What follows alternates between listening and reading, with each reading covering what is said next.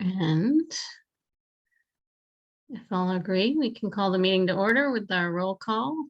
I am Laura DiDonato, Chair. I'm here. Dan, you here? Dan Keller here. Gillian? I'm here. All right, awesome, thanks. Are there any, and it's 7 o'clock. Are there any announcements? I have one that just came across the email. It has to do with right-of-way for Eversource that FERCog and Comerford are taking some leadership on and convening a meeting about tomorrow at 10 a.m. I forwarded it to you all. If it looks like something we want to have representation at, and who should be the person. Well, I'll be there. Oh, great. Because I'm ready to lie down in front of the chainsaws, but any other select board members would be obviously welcome to join in on this. It is an important discussion. This is serious cutting of trees they're talking about. And I think we have it on the agenda as well. And I actually attended the Concom meeting last night where it was brought up. Good. I won't Oh, be able yes. to- Okay, that's what that item is. Okay. Great. Yeah. All right, so we can talk more about that further down. And public comment is next. Is there any people who are attending who would like to talk during public comment? Yes, this is Kathy Becker. Hi, Kathy. Hi. Go ahead. So I just wanted to go back to the last meeting where we get a special permit from the select board to park on the North Common, blocking off the trees, and that was really successful. And now the thing is that people have tasted the forbidden fruit. Yeah. And parked on the common. And now I'm concerned that it did work really well, and it did prevent a lot of congestion, and it did allow a lot of accessibility that we normally don't have. And it was great, but it's, not necessarily a good thing. And so I wanted to talk about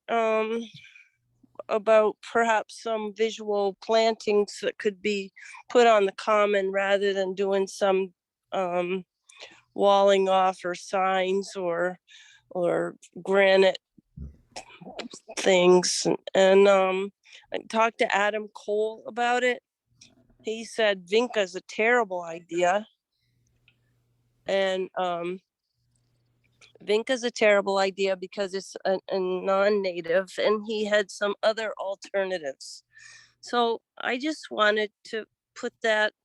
I don't want to, you've got a lot on your plate, and I'm not making any proposals. I'm just wanting to maybe come to a meeting another time when I've got some more information from Adam, where maybe we could do a citizen initiative and do an adopt a tree and plant some, get an estimate at what it would cost to get native plantings, because I guess our common is pretty special because it isn't invaded right now.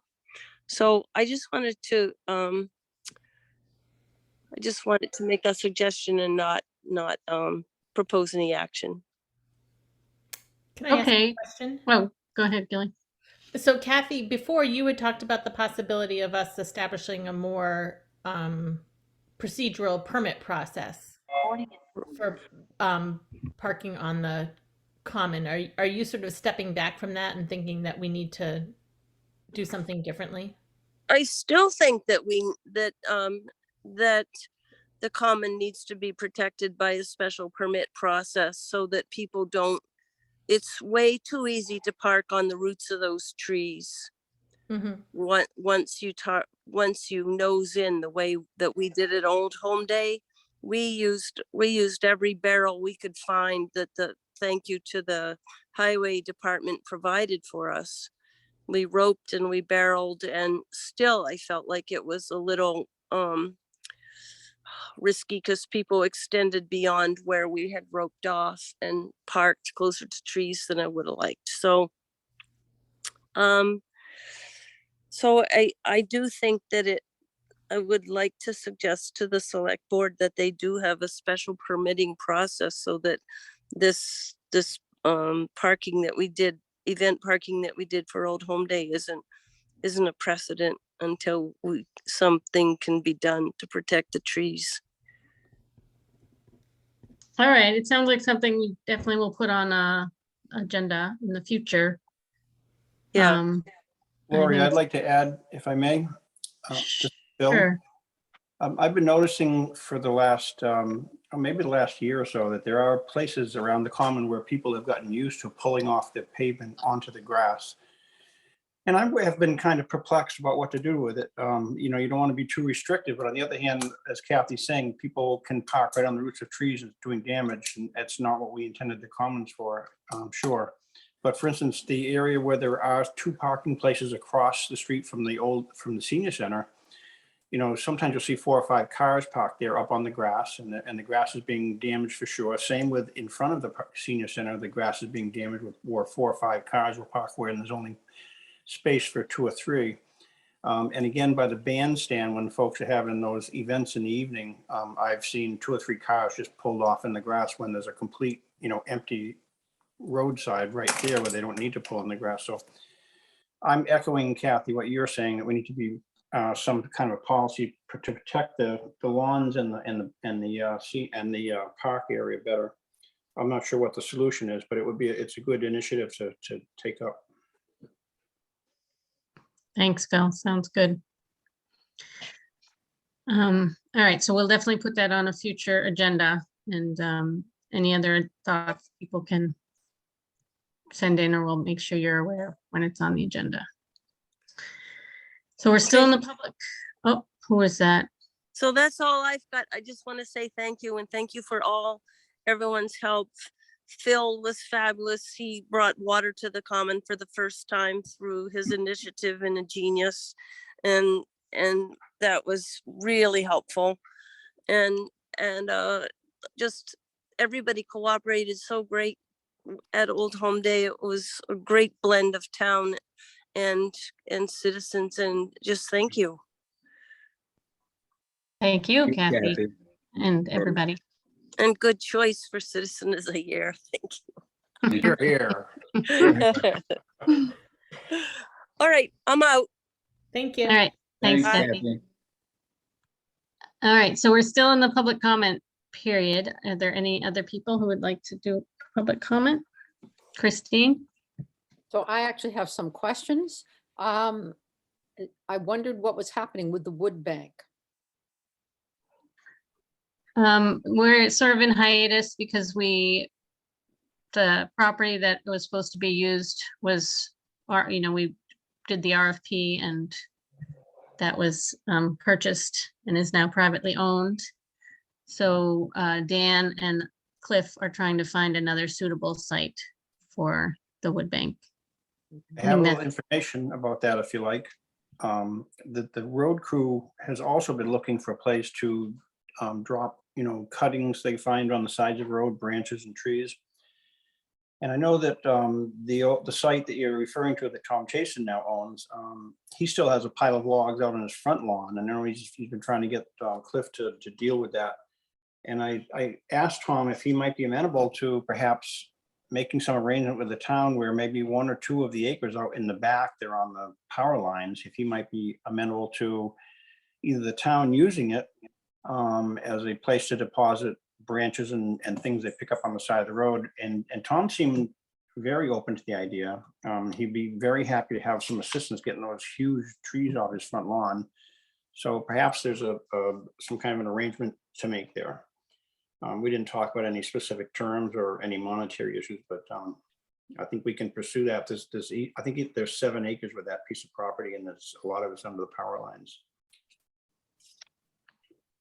Sounds So, like Phil, do you think that the highway department could move some of those big logs off of his front lawn Absolutely. in exchange? they'd, drag them out with a front end loader or something out to the backside so they're out of sight and maybe in a place where they could just decompose naturally. They're so big that I think you'd have to have a huge chainsaw even to cut them up. I think they're somewhere like 24, 28 inches wide. Yeah. That's big. So getting his lawn cleared would be an objective for him, us having a place to deposit wood. So I think we can make some kind of arrangement. That sounds great to me. I think those big logs, you're right, they just need to be composted somewhere out in the back. And I, for one, would be happy to give you the authority to negotiate something with Tom to arrange that. Okay. It seems like maybe it should be on a future agenda that includes Cliff, and my only other concern is the right of way, what exactly we can do, if that's really what you're thinking. It's in the power line right of way. There is a roadway or an easement, I believe. I haven't seen it specifically, but I think Christine might have mentioned it to me first, but it's over the Lake Grove property off Farley Road. There's a roadway that you can access to the power lines. I think that it goes with either the power line or the property that Tom just bought, Tom Chasen bought. That needs investigation, but I think, I don't know, you're talking about more maybe the right of way for the actual power line use. Do they have control over Right. it? I don't know that. Okay. The other thing too is I feel like this is sort of two different issues. One is taking care of the wood that's currently there, and two, establishing a spot for a wood bank. And the spot for the wood bank, I feel less comfortable with it being on private property because it means more work, logs coming in and out, wood coming in and out, people being there to process wood. I don't know. I guess I definitely would want a further conversation with Tom and liability, that maybe we need to still look for a town piece of land to do that on. Christine? Well, one thing to consider in finding a place out behind that house is there are wetlands there. So you'd want to connect with the Conservation Commission. That was an issue when we were talking about having a solar array there. And the other thing is the other side where you enter from Farley Road. It's very unclear to me where the town property is and where Kemsley Academy's property is. So I'm wondering whatever happened to the possibility of using the town forest, is it, on Montague Road? Where they have done some logging. The piece it's one of the Phelps properties. That's a good idea because that already has a road put into it and it's a big chunk of land. It's dry. Mhm. There's a gate on it, I believe. Yeah. And so it's actually pretty well set up. And I also have a long list of other town properties, town-owned land that I can look at. But I think that one in particular is a good suggestion. Yeah, it is easy to access and it is used for logging, and there's already an open area where they, a wood yard, and I would really pursue that. But that's, I think, under the purview of the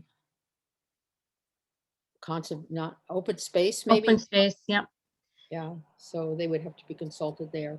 So thank you, Christine. I just want to clarify in terms of the public comment period, we haven't really had this many public comments in the past, so this is sort of new. And this much discussion seems maybe out of place, but I'm not sure. If anybody else, like Glenn, if you have more thoughts on this. And I think it's supposed to only be a half hour. Is that where we set the time at? Yeah. Okay, so I just I'm not sure if we want to keep this particular issue going or not. If Christine has more she wants to say. I'm happy with the response on that. I did have one more question, which is at the property at 131 Locks Village Road, which seems to have had a lot of the scrap taken away, but I'm wondering about all the vehicles that are there. What the status is with that. This is Andy Hamilton's property. Can I make a request that we put the wood bank on the agenda for a upcoming agenda? Yes, I think Okay. that would be good. Thank you. I think you might have to check in with the Board of Health. I mean, we have had some emails from Charlie. But I wouldn't venture to know the answers All for right. that. And I don't know if anyone else does. Well, I think the partial answer is that some vehicles ended up being permitted. Mhm. A special dispensation was given so that he could have more than one unregistered, more than two unregistered vehicles because he needs for X, Y, and Z. But beyond that, I think most of them were removed. Okay. But the Board of Health would have more information, All probably. right. Thank you. I'll check with them. Thank you very much for answering my questions, folks. Thank you. Good to see you, Christine. Yes, we're so glad to have you. I'm going to listen in for a while. We miss you. You know, I signed up to help with the newsletter. Thank you. I know, Getting thank my you. way back in. Okay, Josh, so we are, Josh, sorry, Josh had his hand up, I thought, or somebody. I think he was waving to somebody. So Dan, so we, Somebody oh, was leaving. I was just waving by. okay. Sorry. So I guess we are still in the public comment period. So Dan Leahy, if you want to talk, then go for it. Yeah, I won't say much, except there was a prior discussion about the Montague Road property as a wood bank and that landing there. However, there's a vernal pool there right at that landing, and it looks like it's bigger than it is. And there's probably other reasons why it wouldn't be a good site for the land bank. But happy to weigh in on that at another time when it's Yeah, on the agenda. we'll definitely let you know when you get it on the agenda. That would be helpful. Yeah, Thank you, Dan. Okay, anyone else for public comment? Doesn't look like it. So I'll just ask what people think, particularly Glenn, if he's had experience. Does discussion like that, is that okay for the public comment period? Or is it something that it should really just be people making comments and then we move to the next person? The way it's typically done is a certain amount of time for individuals to speak and, discussion. There is the opportunity during the next item, which is select board statements, where the select board could respond to items. But if once we really get into deliberations and figuring out where to put the wood bank and stuff, then that's where it really should be an item on the agenda. Okay. And just, I guess I do like a little bit of back and forth that happens in the moment, because otherwise it's awkward. So I like with Christine's direct questions, I think it seems okay to answer them in the moment rather than wait till the end of all the public comments and go back. So if everybody's okay with that, that's fine. But I think we can try a little to not continue the discussion too far in this particular part of the meeting. If everyone is in agreement. It And yeah, sounds good to me. plan to put it on the next agenda. You've only spent 20 minutes, not even 20 minutes of your 30 minutes. Good job. Yeah. Okay, so I think that probably covers select board statements, unless there's more any select board member wants to say to any of those things. Okay, we can quickly review the meeting and warrant schedule. We are meeting now and there's a warrant that's getting created now. So you all want to figure out when you're going in to sign. I'll be in and by then- 8 tomorrow. AM. Yeah, afternoon. I will go in around 10. Great. And then there is a special meeting of the select board next week. It's a joint meeting with the New Salem Select Board. The agenda items will be discussion about the Swift River water, and then also starting a discussion about the allocation of funds for high needs students and how that, who pays for what essentially and when. And then on the 31st, we'll be back together for a meeting and the warrant. And then the schedule right. continues from there. And then it might go off. Then it goes off kilter. The warrant won't be in line anymore. All right, great. All right, and I think we have minutes to review. I Could think I we ask have, a question? When is the special town meeting scheduled for? The special town meeting was scheduled at the last select board meeting, but Anna had a conflict, so it's on the agenda tonight to revisit that Okay. scheduling. Thank you. so for tonight, I think we have the July 14th police forum minutes and the July 20th minutes for a regular select board meeting. Does that sound right, Glenn? Yep, that's exactly right. Okay. I'll just make a motion to approve both of those minutes. Can we do them separately? Yes. I'll make a motion to approve the July 14th police forum minutes. Second, Any discussion? All in favor? Aye. aye. I'll abstain. Okay. I wasn't Any, there. yeah. And I can make a motion to approve the July 20th minutes. I'll second. Any discussion? All in favor? Aye. Aye. Okay, great. Thank you. I'm not missing any others, right, Glenn? Nope. All right. So we're up to the reports section, which I guess maybe Doug wasn't able to come tonight. I hadn't heard from anybody, but he doesn't seem to be in attendance. So we could go right to Phil if Phil has anything to update us as project coordinator. Okay, a couple things. I think in general, you're aware of the projects. They're all ongoing and moving along well. The exception would be the roof project on the town barn. The contractor is just taking his time with getting paperwork back to me and with committing to a schedule, but it's still in the works, so that's good. We're moving on the library project. I think Doug and I and Carolyn and Aaron met about 10 days ago, and we worked out any differences of perception we had on the various funds, so that's all worked out well. The only thing that's really new this week is there's been a lot of talk about the intersection at Lock Hill Road and Locks Village Road.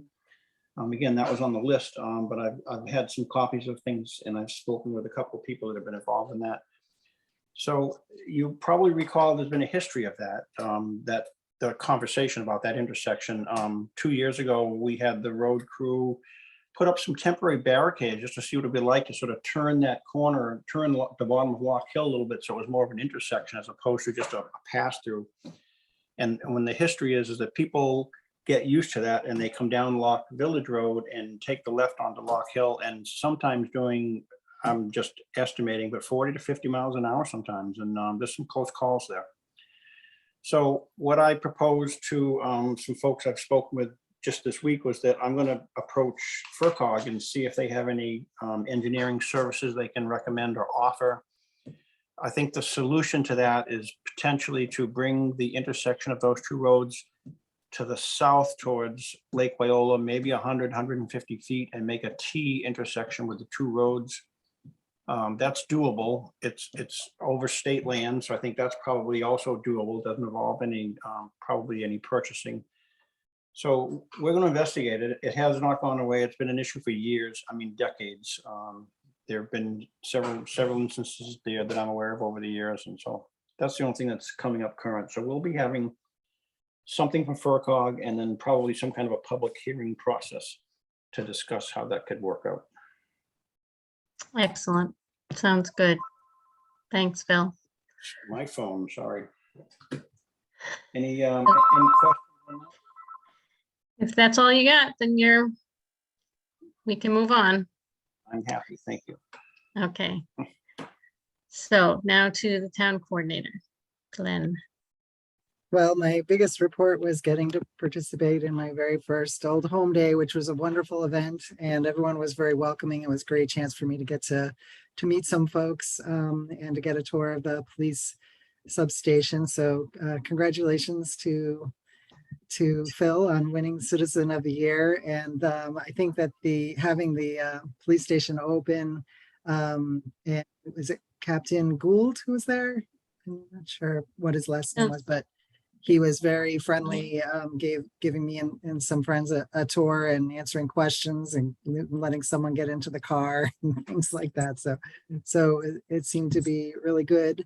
I thought that, I don't know, just I was kind of anticipating perhaps a slow down in work and getting to catch up on some things in August, but that has not been the case. Wendell remains busy as ever. So it's a lot of things perking around. But I think things are kind of moving along as quickly as I can get them moving. So. Great. Thanks, Glenn. Christine? I just want to say I loved having the select board and the town clerk at the Old Home Day. I think it was really efficient and a good idea. It was Oh, it I was actually a lot of fun. It was, yeah. I did have another question that I forgot about. A comment. This is just a comment.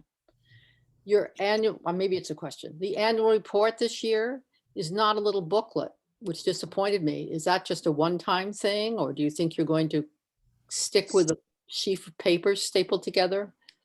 No, we were also very disappointed in that. I think it was partly the effect of having 4 town coordinators over the course of 1 year and dealing with ARPA and COVID in the midst of it all. We are still planning to print a limited number of actual books for 2021 and return to the regular printing of books for 2022 at the 2023 meeting. So Thank you. you're welcome. All right. All right, good. Dan's still there. I'm here. So you're all set with your report then, Glenn? So Glenn did this consent agenda that is next, which honestly I have some questions about. I think the way it would work is if we could approve them all in one motion. However, does that mean, Glenn, that we can't discuss anything? Because I know we'll probably need to discuss most I think things at least a little bit. Yeah, 2 things. Well, it would be someone would make a motion to approve the consent agenda. Someone would second it. And then you could have discussion, and included in the discussion, you could pull out any one person who wants to could say, I want to separate this out and not have it be part of the consent agenda and decide it separately. But if you're planning to essentially say yes to all of them, you could have a discussion before the vote where you talk about the different items, but you won't have to necessarily have separate motions for each one of these things. And one of them, I think the Wendy Mooney Town Hall rental application, I didn't get in time to get to you. So that will have to be taken off anyway, I think. I don't think you guys have that in your packet, so. Yeah, I don't remember that. Okay, does everybody like the idea of doing this consent agenda? Sounds good to me. It's moves things along a little faster. All right, so And do a we lot of just, these are relatively minor items, the Right. rental of town property, stuff like Yeah. that. so how does the motion go, Glenn? Is it just a motion to approve the consent agenda as written? Yes, I think that would do it. All right, I will make that motion. Second, Any discussion? Can you just explain the town property borrowing application? I don't know if I don't remember seeing that either, but Yeah, that Oh, go ahead, Glenn. it's for the use of chairs on Saturday night. It actually said tables and chairs, but the tables are needed for the Good Neighbors on Sunday morning. So she's modified her application. And yeah, it's essentially just a rental of chairs for Saturday night to be returned by 10 a.m. on Sunday. Okay. And I assume the declaration of surplus is pretty straightforward. What is the gift? Who is making a gift to the library? Let's see. It's from the Friends of the Wendell Library. The friends. Oh, yeah. so they're putting it straight into the town budget. Okay. Right. Yeah, and then the letter that you have from them says funds to be used as the library chooses. So if you accept the money, you're also accepting that limitation on the funds. Okay. They did ask, the other question they have is about possibility of using a debit card or credit card to make purchases, but that's more of a administration question that can be worked out between me and Carolyn and them. Okay. Any other discussion on the top three things? And shall we say we'll remove the Wendy Mooney Town Hall rental application from this consent agenda because we aren't? Can I say something? Sure. I tried to raise my hand. It didn't You- work. You were clapping. You were clapping instead. Oh, is that what I was doing? Oh, well. Anyway, not clapping anymore. No, I just want to make sure it's clear. You stated that the Friends of the Library donation would go into the town. I don't know if you were meaning the general fund. It goes into the library donation account, which is that's a carry forward account. And the library, based on the terms of the gift, the Friends terms for the gift, that it's spent at the library's discretion. So anyway, I just wanted to make sure that was understood. And as far as the debit card, I did try to explain to Miriam that it's not really a quote unquote debit card. So, you know, it's still, everything still has to go through the normal process. Okay. All right. Was there something else we're going to say, Glenn, about the town hall rental application? Or should we just remove that from We this? should just table that for now. Yeah, Okay. I got her application a little later than expected, and reviewing it, I realized that there's something I should talk to her about before I bring it to you. So Okay, so we'll remove that. So now we have a motion. Actually, did we get a second? We did. We must Yeah. have. Yep. Right? Okay. yep, Dan did. Yeah. On the top three items in this consent agenda, any other discussion on those three items? All in favor to approve that consent agenda? Aye. Bye. Aye. All right, so that passes. And we can move on to new business. The Borrego Energy Project. Is that Mary or? It would be me because I'm the only one here from the planning board. Molly is supposed to do the presentation for you. And she apparently thought your previous business would take longer. Oh, well, if Then you it want did. to wait, actually, do we have you on at a particular time? Actually, we have Laurel on at 7:30. Is Laurel here? I was on for Borrego. Yeah, Molly was on for 8 o'clock. I don't mind. Oh, then we'll waiting. wait. We'll wait on that. Okay, great. Thanks, Dan. So what we have Laurel, sorry, I was forgetting to look at the timing of things. So we have Laurel on at 7:30. Which item is that for? That is the Eversource transmission right of way. All right, so why don't we move to that? And you're on, Laurel. Okay. I noticed because I saw an action alert from Action Network that Irving, Massachusetts had a item on their town website about this item back, well, let's see, the date was really back far.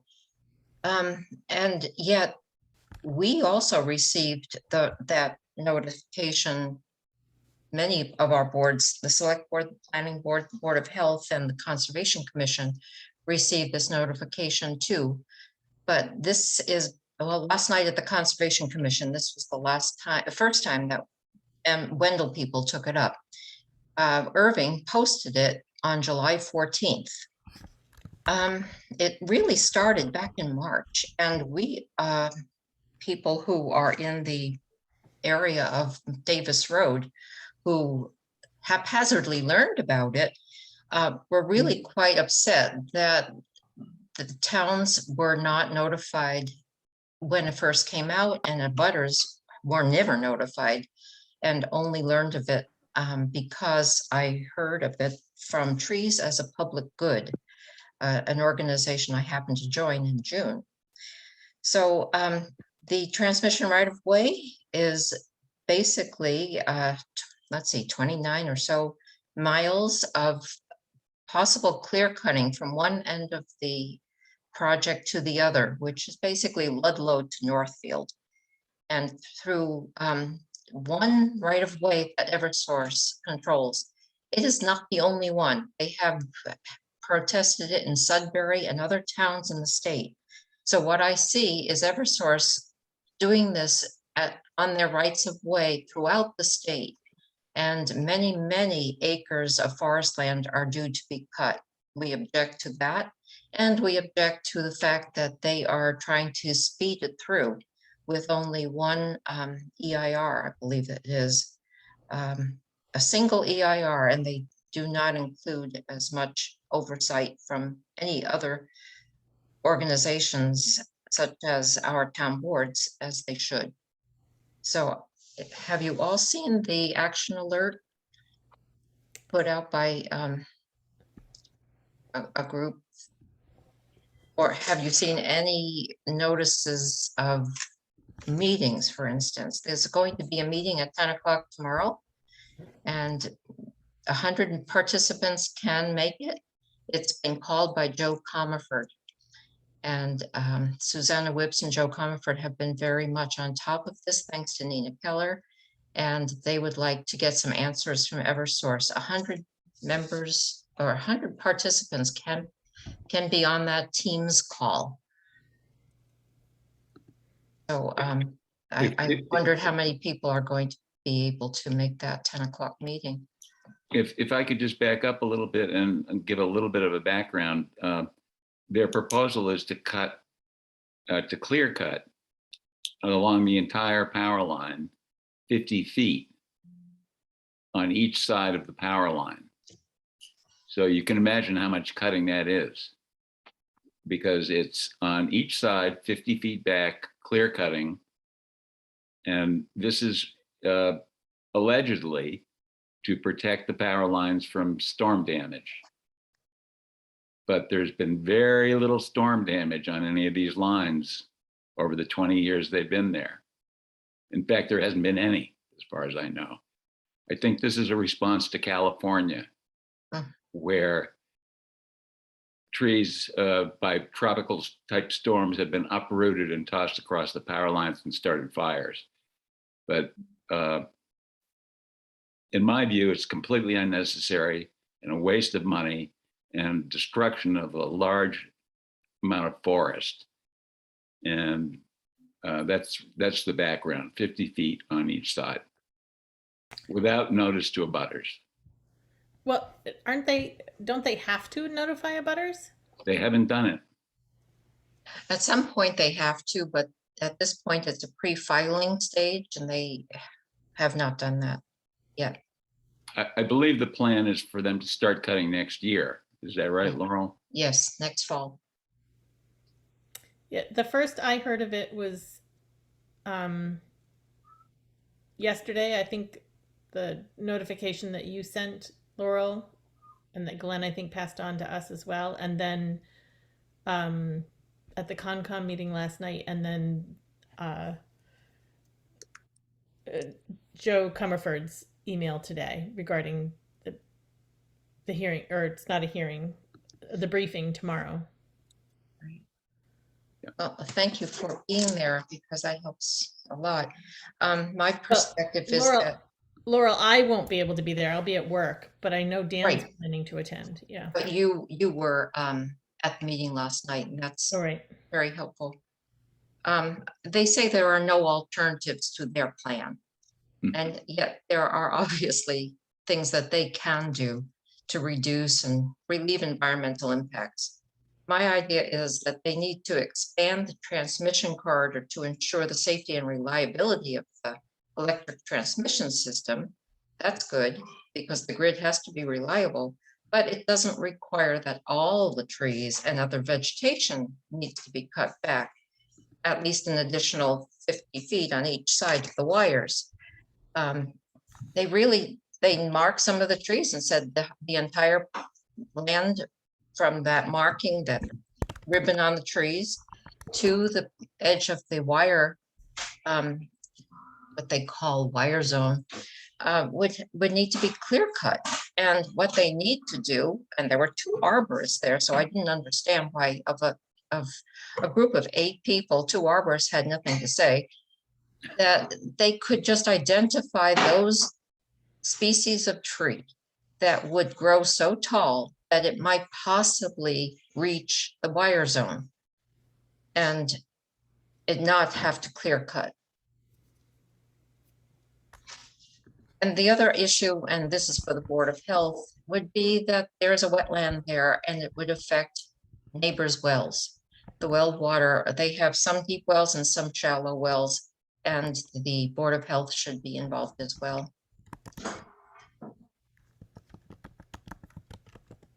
So this is probably, maybe I should know this, but do they it seems like the right of way that they already have, they're expanding that?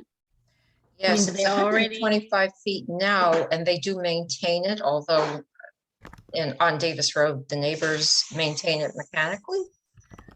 They would want to be able to do it with glyphosate and other chemicals. If we didn't do it that way, they would like to have it be 300 feet wide.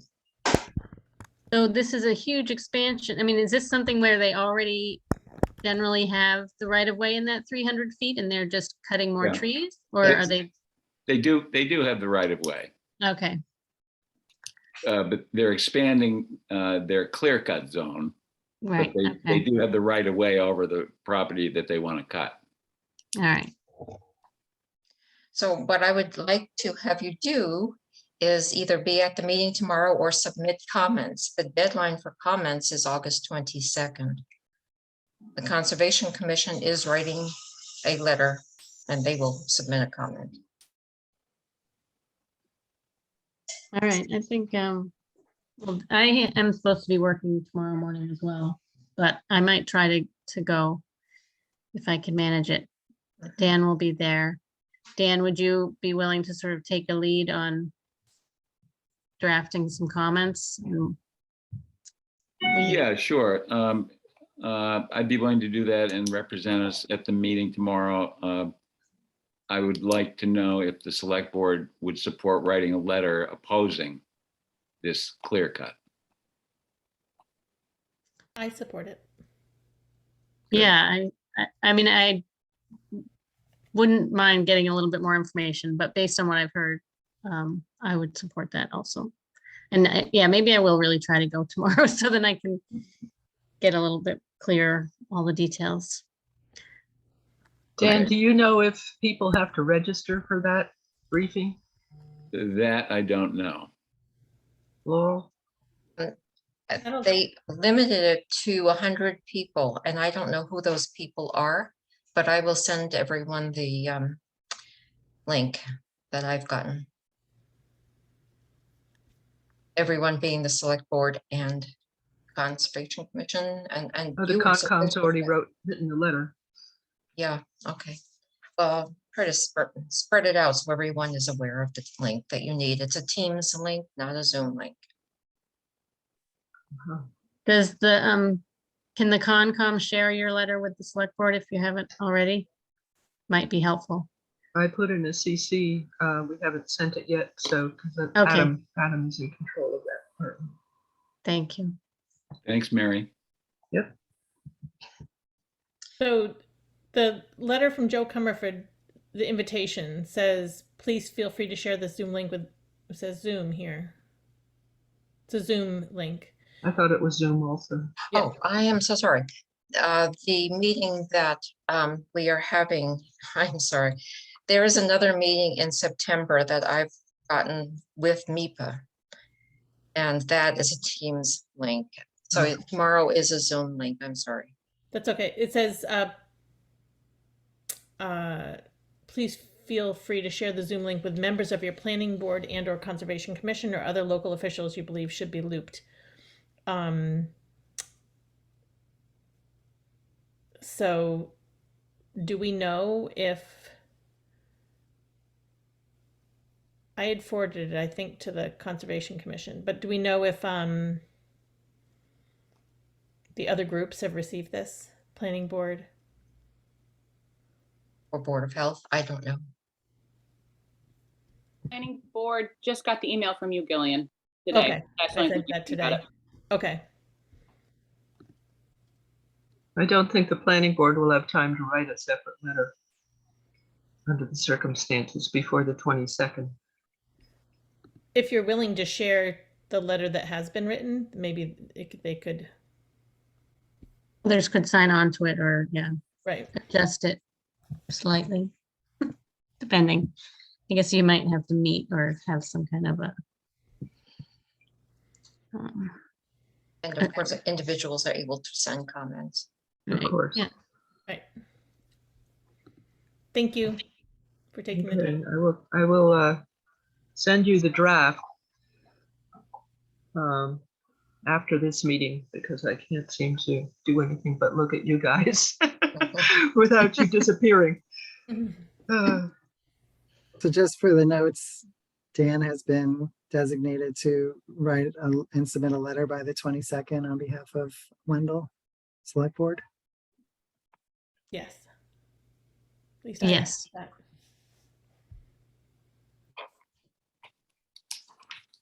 FERCog also wrote an excellent letter that would be worth looking at. I don't know if they sent it to you or not. They sent it to the Concom. I did see something from FERCog. It's from Peggy Sloan. Oh, I did not see that. Let me see if I can dredge it up. If somebody finds it, please forward it to the select board, and particularly Dan. Okay, I'm Thanks. forwarding it to you as we speak. Excellent. Okay, anything else to discuss about that Eversource issue? All right, I think we'll move on to the gate lane right of first refusal, because we still are waiting for 8 o'clock for the planning. Molly's here. I am here. I'd be happy to. I think if we have it on the agenda for 8 o'clock, it's best to wait in case other people are planning to join for that purpose. Okay, I'll keep eating my dinner. Thank you. Hi, Lori, it's Dan. Hey, Dan. I'd be happy to speak to the matter of the right of first refusal when you're ready. Sure, go ahead. Okay, I saw that this was on the agenda. So I met with Glenn yesterday, and I also emailed Ray, and he thought it was about the parcel that, in fact, it is. It's a 103-acre parcel on Gate Lane. However, this letter from the landowners to the Board of Selectmen is not what you'd call a proper right of first refusal. It doesn't seem like they actually have a buyer. It looks like they're approaching the town to see if the town is interested in acquiring the property.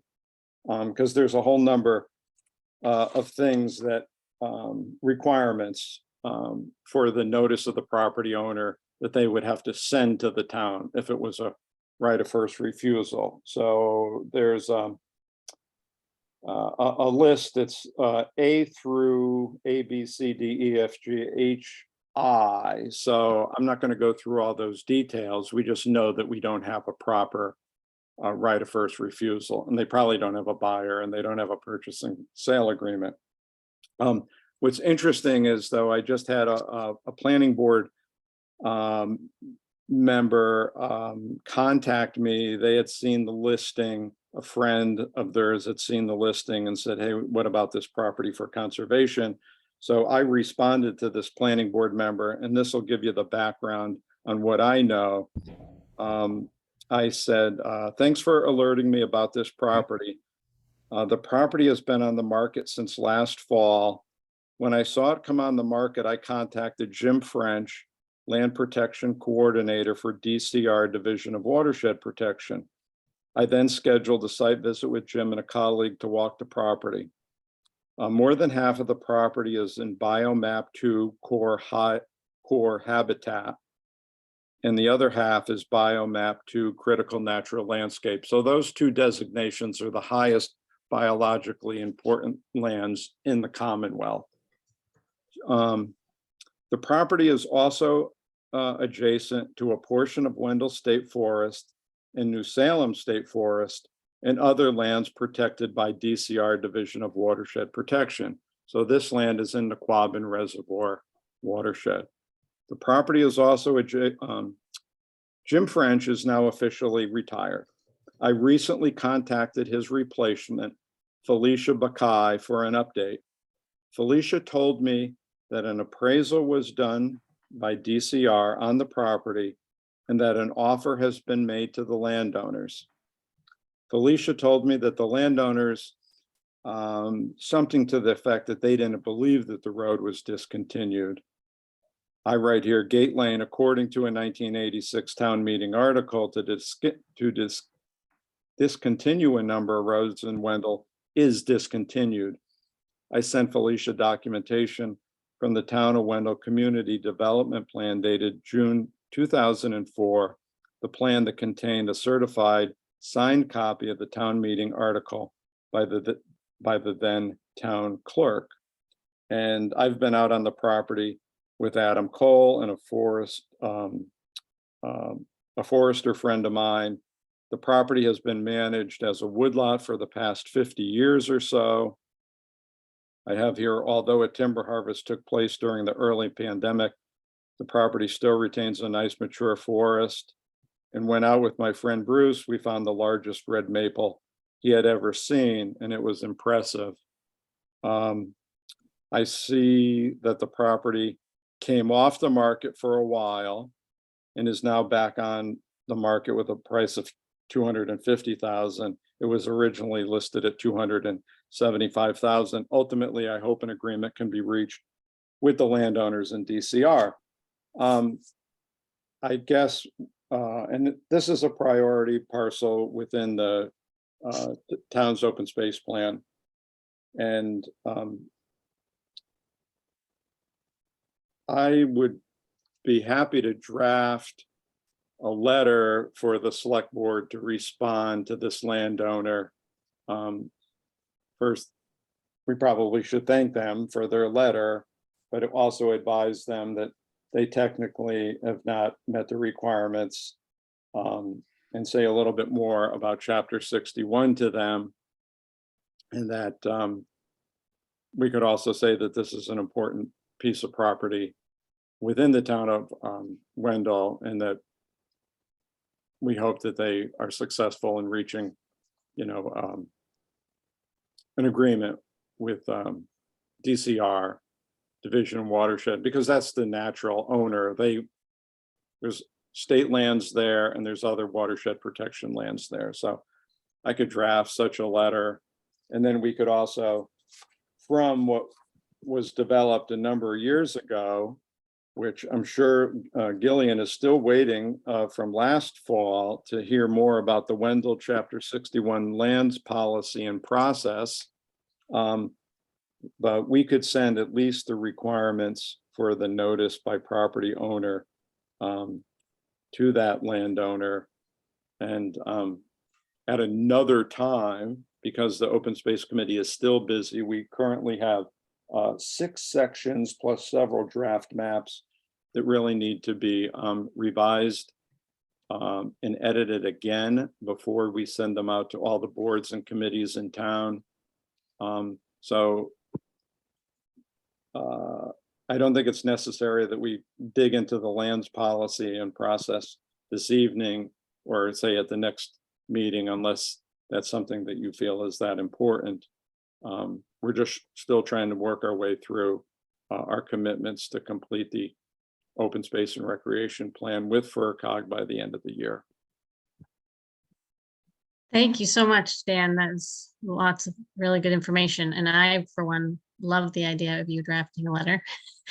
I thought, like I say, I'd love to.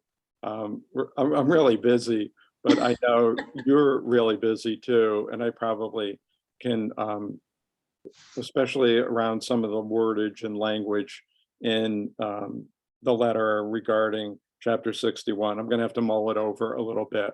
And then I could send the draft.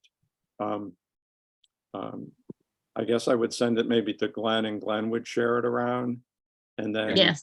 And then if you have questions or revisions, I'm happy to, respond and get back to you on that. And then we can get a letter off to the landowner. And I think that would be helpful. These people, according to the real estate ad that is online, and you could look for it under realtor.com. It says that this has been in the family, I think, since 1961.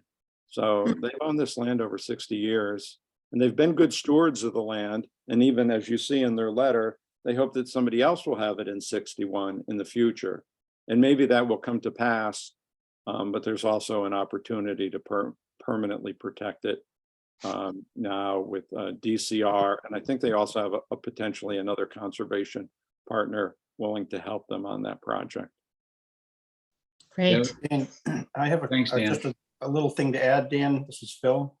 Yes, sir. I've had correspondence with a couple of people that are interested in that property. And we've had conversations about the adequacy of Gate Lane. And I know you mentioned that someone's rejecting the idea that's been discontinued, but what I did find out was that frontage, it's not only a quantitative issue, it's a qualitative issue. And it comes down to if the frontage is not adequate, then I've declined to give anyone a building permit for that road, specifically because the qualitative aspect of the frontage is just not there. It's not adequate. There's no space for fire trucks. There's no turnarounds. So if anyone's arguing that road should be opened and available, it would take a lot of work and a lot of commitment to making that passable. Great. Thanks for that, Okay. Phil. Yeah, good. Dan or Gillian, do you have thoughts on the letter? I really appreciate Dan's feedback and information because it's a lot more than I know about it. And so having your knowledge is certainly helpful. And I really appreciate your helping us out. You're here. And I think we found out before too, that Gate Lane is, it's not even a private way necessarily, or it is, but owned by multiple landowners. So it's Driveway. yeah. It's a tricky one.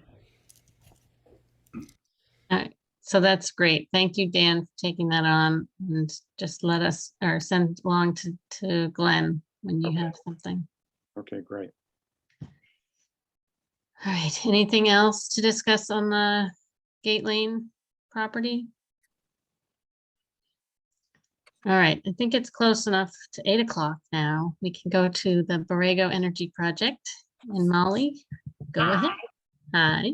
Hi, thanks for meeting with us. Mary and I came tonight because at our last meeting, we all decided it was a wise decision to come to you guys and say that we need your help in dealing with this Borrego / New Leaf. Mary, do you have more? Are they going by that now? Is Borrego not even part of the conversation? Is it New Leaf, or are they both? It's both.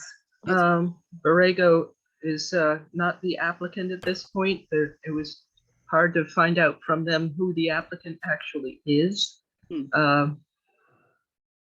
They had 3 different applicants on 3 different forms, and what they told us last night is that they're going by Wendell Energy Storage Project, care of New Leaf Energy. Okay. Well, this project, knowing that we had the moratorium, knowing that even before our new solar and energy bylaw, they weren't allowed by right, just due to the fact of the sheer amount of impervious surface they wanted to have, which at the beginning was 5 acres. Now I believe it's up to 12 acres of pavement in the forest. And our new bylaw outright denies any large standalone battery storage project, and they want to go over us directly to the Department of Public Utilities. And we're just not sure exactly what we can do at this point. They need to apply through the Concom. I've written several emails to town council who has not gotten back to me about what we can do. But we're just feeling kind of helpless, and this feels really important, and we're not sure what to do aside. We're trying to get the home rule into the bylaw. We have that hearing next week, and we're hoping to bring it to the special town meeting. Do you guys have a date for that yet? Do you know? We'll be discussing that tonight. They set Okay, a date, but the date's not going to work. So we're back to the drawing board. Okay. So yeah, we're just feeling frustrated. We're feeling, I'm feeling a little mad that they're just going right past us, right over our heads, with no regard to our process, our bylaws. And we just need, I think we're gonna need more than just us and the Concom on this. Mary, do you have anything you want to add? Well, I'm not sure if everybody understands what the project is. Would you Sure. like a brief description? Do you wanna do that, Mary? Brief- Okay, they're planning to clear cut 12 acres of forest behind 68 Wendell Depot Road and put in approximately 70,000 square feet of concrete, on which will rest 750 large lithium battery storage units and a what's called a battery energy storage system, which is one of those, if you've driven around and seen those tall scaffold-like things that are related to energy transfer. They're very big. I don't know. Has everybody seen those? No. I'm not sure. Okay, well, it's probably like 50 feet high, and a huge scaffolding kind of structure that transfers the energy from the batteries. This facility would take energy off of the grid and put it back on again when it's needed. It's not directly connected to a solar project, so it's not really a solar battery project. There will be 780 battery enclosures is what I have So written it's sort of down. like the Northfield Pump Storage Project. Yeah, kind of like that, only using lithium batteries instead of Yeah. water. Right. And I believe this is proposed to be the first in Western Massachusetts. In Western Mass, yes, there's another project similar to this in Southeast Mass in Carver, where they're also trying to circumvent the planning board there by applying through the DPU. Another thing we found out last night is that the perimeter barrier, unlike a solar project, which is generally surrounded by chain link fences with a 6-inch gap at the bottom so small animals can pass through, this instead will be surrounded by a 25-foot concrete wall. Oh, What? unbelievable. I think it's wood, Mary. They said it was like the highway barriers, but whether it's wood or concrete, it's enormous. They called it their security and Noise barrier. A noise barrier. Yeah, They're Oh. flammable security barrier. it's probably pressure treated. Right. I mean, our new bylaw should speak for itself, and right now it just has no voice in this, and we're not really sure what to do. Feels a bit unprecedented. We're feeling a little helpless, and we just wanted to get the conversation going with the select board and just get more people on this with us. And also get the town council to respond. And have you reached out at all to Joe Comerford or other representatives?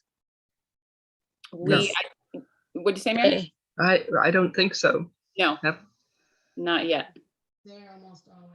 Well, I think there's actually a real issue here that town council hasn't gotten back to you.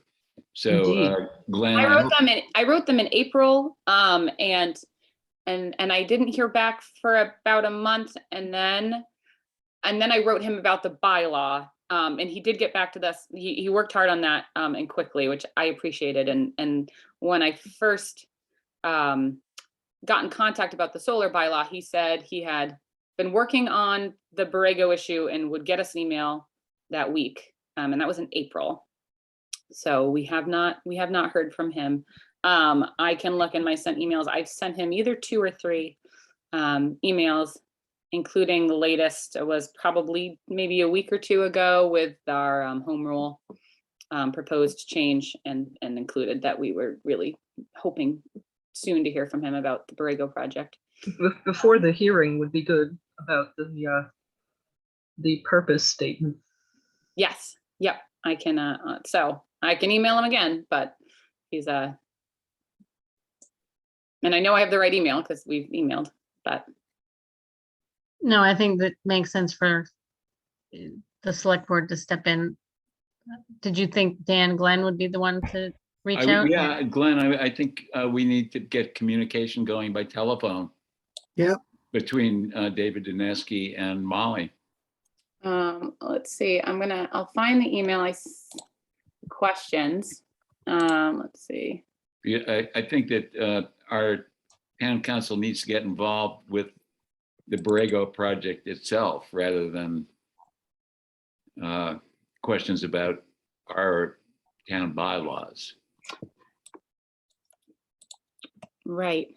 And maybe just a direct telephone conversation, Molly, between you and him could get that going. Let me see. I'm trying to find the emails. What did we ask him? We would like to inquire with town council as to whether there are any ways to intercede with the application that Borrego will be submitting to the DPU. Can a project by a private corporation become a public utility in the eyes of the state? Can the DPU require them to turn the application back to the town process? And would that have an impact on the DPU application?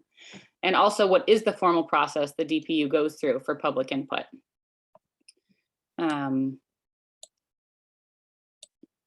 So yes, so I haven't called him about this. The one time I did call him about the solar, he did call me back, and so I can try giving him another call, but that was part of what we wanted to come to you about. Did you want Glenn to contact him first, Dan? Well, it may not be necessary, Molly, if you have his number and you think he'll respond to your telephone call. Yeah, I could. I would hope. I think I called him on a Friday and he called me back Monday or something. So I can I can try. I'll be honest, I'm a stay-at-home mom with 2 young kids. Doing a phone call in the middle of the day, especially an important one, isn't always easy to find time-wise to do that, but I can make time to do that in the next couple days. Well, then maybe I would suggest that Glenn does call him, and Glenn, I think you've got sort of an idea of what the issue is here. Yep. I can draft up a kind of more formal email for you too, Glenn, just about what we're hoping to get from him. Sure. Or if you can forward the emails you've already sent. If those Yes, kind good of idea. brief the situation. Sure. Thanks. Dan Leahy, you want to? I see you have your hand up.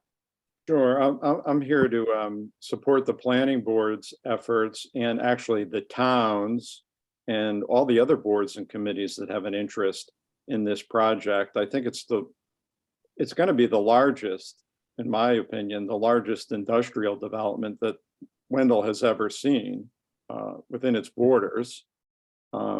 I think the plan last night said they're gonna, clear cut and grub, 10.5 acres. 11.1. 11.1, Mary, thank you. Yeah, it's in an area that has been identified as a priority area for in the open space plan. It abuts the Whetstone Woods Wildlife Sanctuary.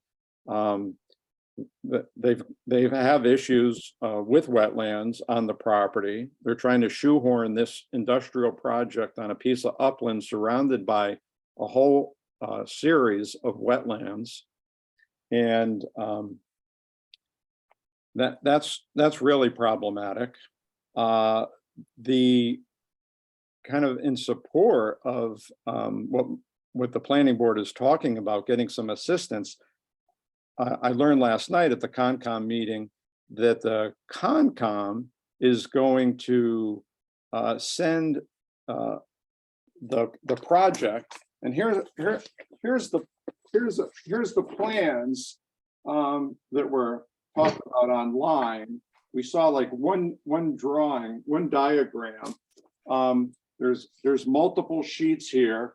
You'd have to be a trained engineer to understand everything, but it's enormous and it's going to have a great impact on that site. And the land will be unrecognizable. And from the very beginning of this project, Borrego had a little online, they got like a cartoon of their project and a diagram, and it makes it like nothing's going to happen. And I listened to a recording of that early presentation that they made in Wendell via Zoom, and they kept saying this project is going to be out of sight and out of mind. Well, it's not going to be out of sight and out of mind if you're a mammal, a bird, an insect, an amphibian, a reptile, or you're concerned about groundwater quality and the impacts to the hydrology of this site, and on it goes. If this was able to stay within the town of Wendell under the special permit and site plan review, the planning board and the special permit granting authority would be able to deal with traffic and safety flow, the impact on utilities and town services, impact on abutting properties, impact on the natural environment, design standards, access for emergency vehicles, and a whole number of other issues. That is not happening. They have circumvented the planning board. And the other thing that's not happening, if you look at our zoning bylaws, under the special permit and site plan submission procedure, it says here, if necessary to determine compliance with requirements or intent of this article, the planning board / special permit granting authority may require further engineering, environmental analysis, independent consultants, or legal counsel of the town's choosing, and this is the important part, at the expense of the applicant. We have this one-of-a-kind new technology project, and they are steamrolling us. A little bit of background, and these are not my words, this is a planning board member's words. A former chairperson of the planning board got hustled by Borrego to provide them with a letter that said we support them going to the Department of Utilities. When the remaining members of the planning board subsequently found out about that, they said, we're going to send a retraction letter. Oh dear. A retraction letter was sent to Borrego and the DPU. But on these meetings at the Concom, they talk about how there was an agreement to go in support, the planning board supported the effort to go to DPU. And in fact, they are not honest brokers. And I have to remind the people listening at these public hearings that the planning board said, absolutely not. We do not support this project and we support local review. So we've got a real challenge on our hands. And the other issue is, it seems like a sleeper. Very few people even know about this project. Yeah. It's 100 megawatt energy storage project. And when you have 25-foot walls for sound barriers, and you're developing in critical natural landscape that is biomap, and that land abuts a wetland core, one of the best wetlands in the state, identified by my biomap, and that wetland runs all the way down to Swallow Rise. So they're developing up against this core wetland habitat. It's a travesty, and they're probably going to, if they're, I don't know what the Concom's going to do, but they also, if the Concom denies it, they can appeal to the DEP, and they have more money and horsepower than you can shake a stick at. And we're an economic justice community based on Environmental justice. Environmental justice community, and based on our income here. And so they're playing rough. Predatory. They're predatory. Thank you, Molly. So I know Gillian wants to speak. Go ahead, So Gillian. I was wondering if looking for friends who might be able to help us, if Audubon would have some legal support that they could lend us to support. Audubon was at the Concom meeting last night. Right. Mass Audubon. Right. They already wrote a letter concerning the cutting off of migration corridors for wildlife, and they expressed concern about the impacts on the wetlands. They didn't offer to lend legal support, but it might be good, might be wise to ask. Right. I have to say that I kind of popped in on the meeting last night because it worked for me to check in, and I was sort of curious about what this was. Glad to see you there. Was a little shocked at the size of the project and where it was going in. I was a lot stunned. So it is pretty scary because it's quite a large area that would be cleared, and then what they're talking about with all the cement and are they purchasing the land from a resident? I believe it's a lease from Kevin, the people at 60 Wendell Depot Road, who also own 68. What was that, Dan? the Tennies. Tenney, yeah, Kevin Tenney. Also highly flammable material, lithium more than batteries. Yeah. much more than our obviously fire department or even the crews on call to come help us could handle. It's Oh, the thought of one of them catching fire, and then with climate change drying out the forests. We had some nice rain today, but that was a long time coming. Just a clarification, I learned recently that there are two different kinds of lithium batteries, and one of them is very flammable and one of them is not. And the big ones they use for storage are not. But I haven't looked at the plans, but I just want to make sure that this is all clear. Lithium iron with an N is not. I think it's maybe lithium iron phosphate, but lithium ion is flammable. And those are the ones that are in phones and cars. Yeah. Just something to make sure I haven't looked at the plan, so it'd be interesting to see. Well, other facilities like this have caught fire in the past. There were records of that online. Right, yes. Oh, Lori, if I could just say just a couple of more things. The other thing is why we need help is to protect the town, is there is fine print all over these documents. And when Mary says they're applying as Borrego, but then New Leaf, and then Wendell, I saw this, last night. They said Wendell Energy Storage is now the applicant. Who are you dealing with? Yeah, If they go through this, we don't even understand there, and there is no way that layperson could understand this. So I think, and they tried to explain to us why they're New Energy. Borrego spun off the development part of the company and created this New Energy. New Leaf Energy. New Leaf Energy. So we don't even, this thing, they're probably going to bring this all the way through, try to get through the DPU siting board, the DPU, Department of Public Utilities siting board, and try to get this thing approved.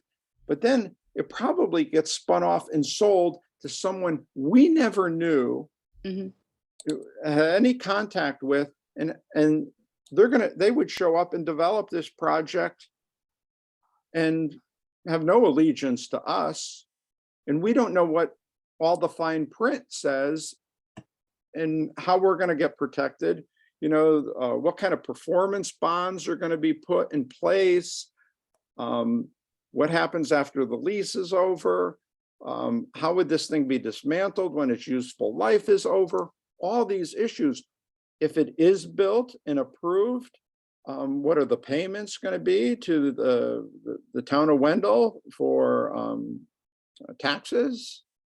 That's a very important issue, I believe, on the 107 Wendell Depot Road solar project. The pilot payments were underestimated. So I believe the town is being kind of skimped on that. And we really need to pay more attention to getting our due share if this project goes through.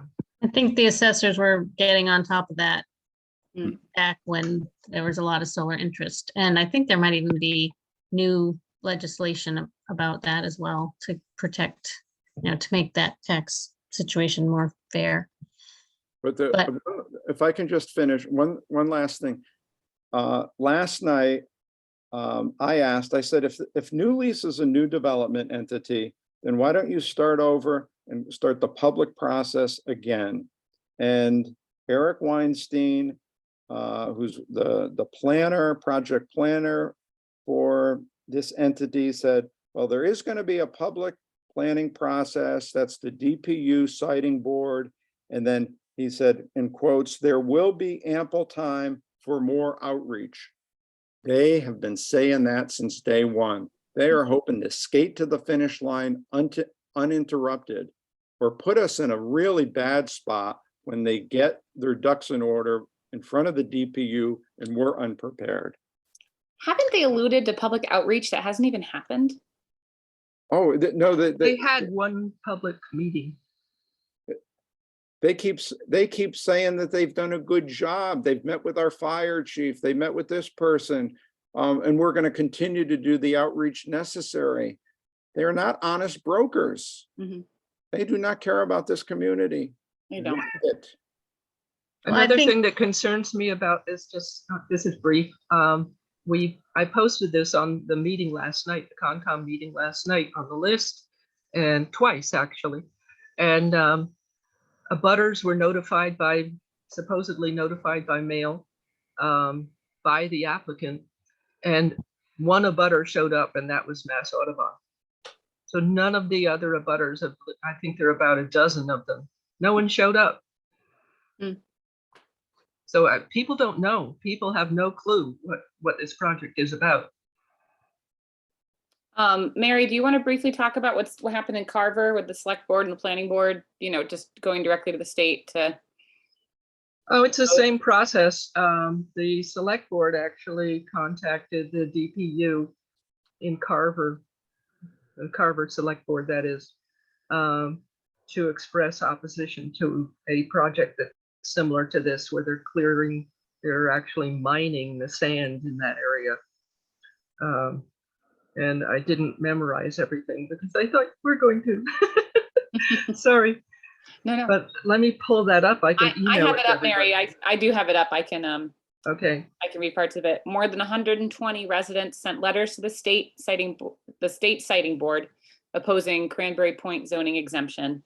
Held private calls and meetings with fire department, former town planner, conservation committee.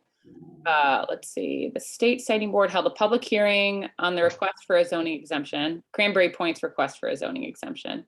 Residents spoke out forcefully to urge the citing board to reject Cranberry Point's application.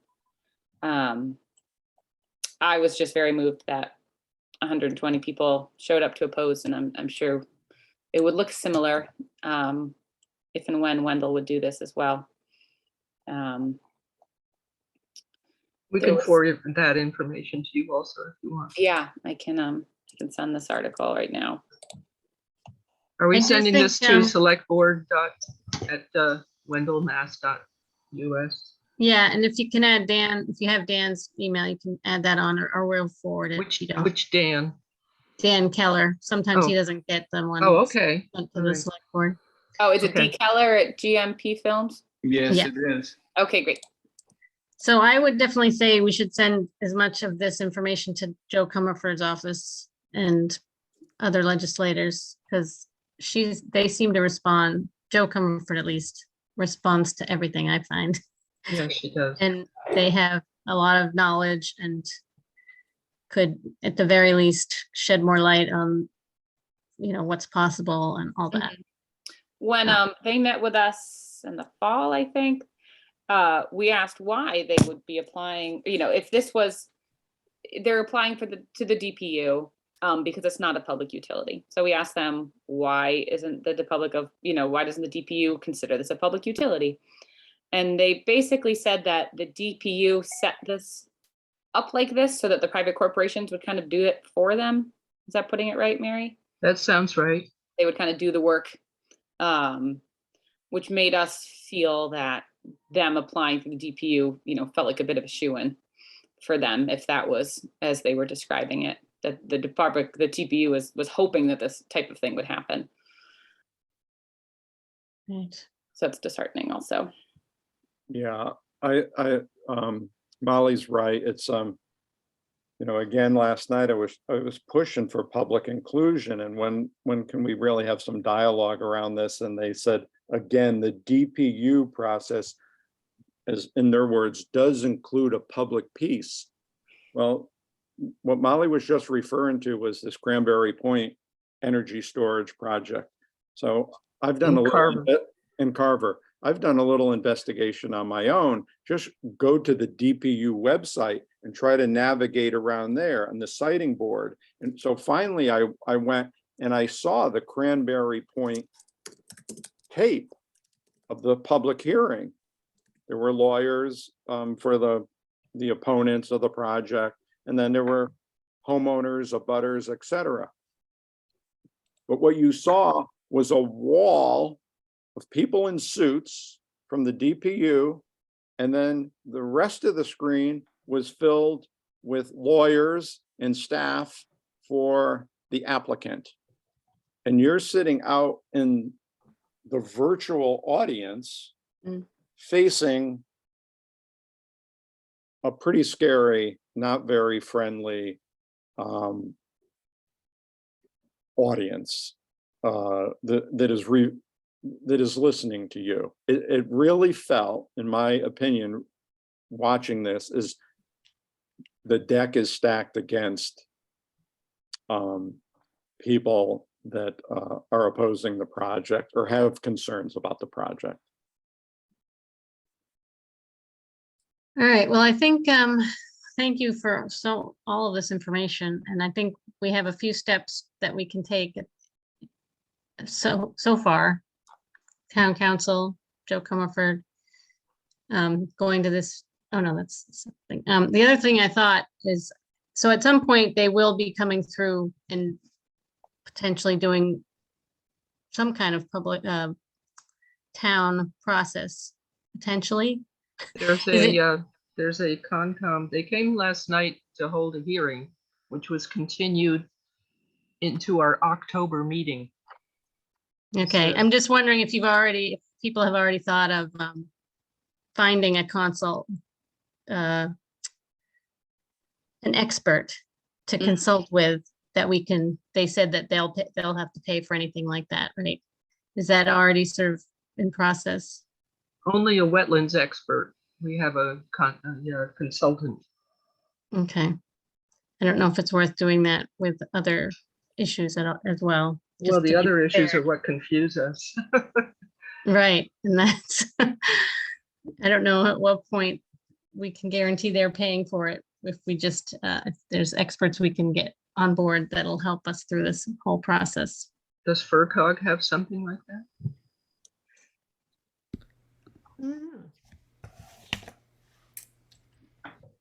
It's worth looking into. Just one quick note for Glenn, in talking to our attorney tomorrow, you can point out that the applicant has agreed to pay for legal. Aha. That might encourage our attorney to start sending them bills. Mary, Yes. Mary Thomas, is that true that Molly? I just heard it. Where did you hear that? Where did you? Oh, hear- it's a standard procedure that the applicant would have to pay for independent consultants. And legal fees, right? Yeah, but that's for, I just want to pause here for a second because it's confusing. I heard that, Ward Smith had taken the lead and contacted this person who does this work, Emily Stockman. Yeah, the wetlands consultant. Right, and she's the consultant. She would do a complete review by the October meeting, and it would be peer reviewed. Now, Borrego / New Leaf / whatever their name is, you're saying that they agreed to do that at the Concom level. Yeah. Yes, but I do not believe that they're going to agree to doing something outside with the rest of the town. They have no obligation. Right. They have I an think there obligation might to- be, we should look into this because I remember with the assessors looking into pilot, payment in lieu of taxes. I think that the person, the solar company that was applying was responsible for the consultant fees for that. So I think it's sort of a thing that is in place to protect towns from these crazy costs.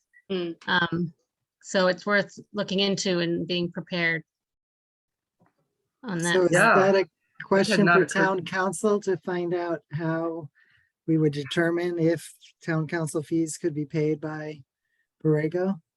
Yes, I mean, I think I heard it said tonight that legal services will be paid by applicant. Oh, but Dan, yes, I'm sorry, but Dan. yes, please ask David Dineski to look into that. I I think just he'd be want happy to do it. I'm sorry, Dan. What I was pointing out when I read our existing bylaws tonight, our zoning bylaws. And under the special permit and site plan subdivision procedure, Right. if the applicant was to go through that process, which they are not, Got it. we could do that and at the expense of the applicant, but they are not choosing that route. So we cannot impose that on them. And that's what I said is we're really missing and how we're hamstrung in this project. We have volunteers on a citizen board doing this work, but they don't have the skills and we don't have the money to hire them right now in this town. Okay. We basically can really only have them reimburse us when we pay people to look over what they've given us as part of the application. But right, if they're not going through us, then, we have to do this work on our own. Well, then in that case, that is the question for our attorney. Why aren't they not required to go through that process? Good point, Dan. Yeah. And so who will be reaching out to Joe Comerford or other reps? Do you feel comfortable doing that, Glenn, if you're sort of along with reaching out to town council, or Sure. should the? Okay, awesome. Great. Okay. How can we get more public involvement? Any thoughts on that? Put it out on the list. I think what would be helpful too, like I just have been Googling, New Leaf and the different company names, and they have a Wendell LLC. Like, Boy. that, I mean, it makes it sound like this is a deal that's already happening when you look online. It's a project, underway, Wendell LLC. But That wasn't even mentioned last night. well, I think it just like if somebody could compile some links to where to find some of the information, that it would be helpful to people to sort of have a better sense of what's being proposed. Even the pictures that we were shown last night. That's a great, that is a great point, Gillian. Mary, I can do it, or you can do it. We should forward to the select board the link for the notice of intent. Okay. There's a link, and then you can go through and see all the documents that they sent, the whole set of plans, the whole NOI. But looking at the plans, you can read each sheet on your screen as you go through, and then you can see several different documents. They're in a PDF form and they're digital. If Mary sends that link, she shared it with the planning board, and obviously the Concom got it, and I requested it. But if that can be shared around and even shared with the town's legal attorney to see what this project is, that will be really helpful. We put a link on the town website. Want to learn more about the Borrego New Leaf energy storage project? That's a good idea. Yeah. Okay. Send something to Part Rob. of the thing about these site plans, though, they don't go into the 25-foot wall at all. If you look at the fine print, Mary, you can see the walls on some of the sheets. It'll say it's got the perimeter wall. It says wall. It doesn't say 25-foot wall. Okay. So do we want to put this on our agenda for next meeting as well, and hopefully have some follow-up at that time? Does the planning board be able to come back? Sounds Or is good. there? Yes, I'm sure someone could come. Yeah.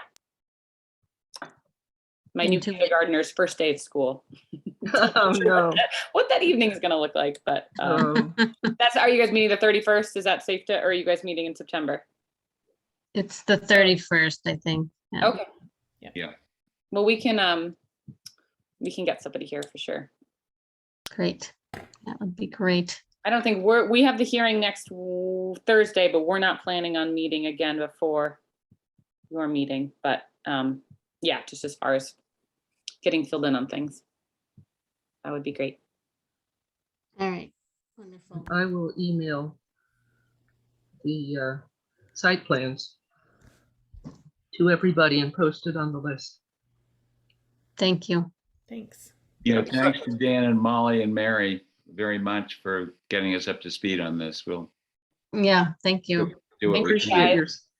Thank you. Appreciate your input and your support. And when were they coming? Was it the 7th? When is Borrego? They're coming back to our meeting in October.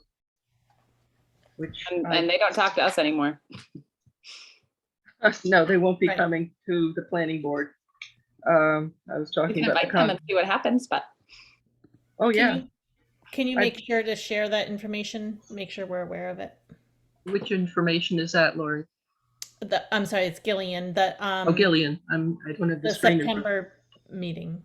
The October hearing. October, okay. I will share that with everyone. I meant to get that information to you tonight, but I didn't have it. So. Great.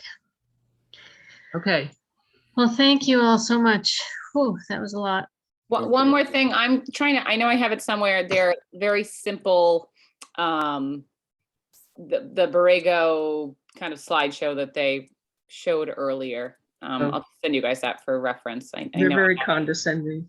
it's just very cute, you know. Mm. So I'll Take find that. energy from the grid and we put it back on the grid. And batteries are good. Mm. Very sanitized. Yeah, Yes, it looks Yep. like, fluffy. yeah, You it's a know. cartoon. Yeah. Okay, I that have would a be good. I have a question, one more question for the select board. I saw on the agenda, you had the fire chief home rule petition. I was just wondering what that was, just because we're doing the home rule inclusion hearing next week and we haven't heard anything from the fire chief. I was just curious what. Do you want to hang on until we talk about that, or do you want me to give Yeah, you a how really much quick? longer, much longer is Well- that till? Well, I can just tell you, basically, it's just as, you know, legislation to allow us to continue to employ him after his retirement age. Oh, okay, Oh, That's all. just a specific home rule petition. Yeah. I understand. Oh, great. Okay, cool. Okay. All right, well, thank you so much, everybody. I All think right. I'm gonna Thank go you. home at bedtime if I can. All Bye. right. We'll move on. Good night. nice. Community compact grants is the next item. We're ready to move on. I asked for that to be on the agenda. I was just I had read something about that the community compact grants were back in the budget for this coming year. And was thinking that with our IT projects and other things that we should check to see what might be available to us and to see, looks like they open September 6th, 2022.